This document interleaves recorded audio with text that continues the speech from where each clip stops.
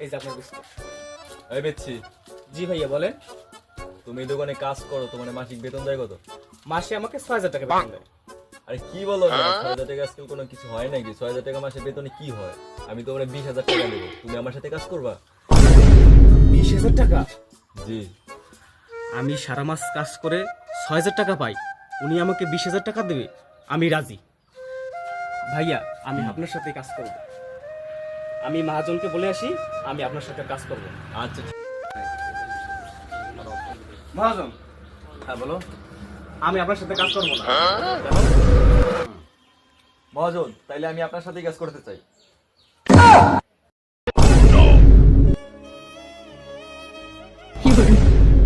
তুমি বেরাও, বেরাও।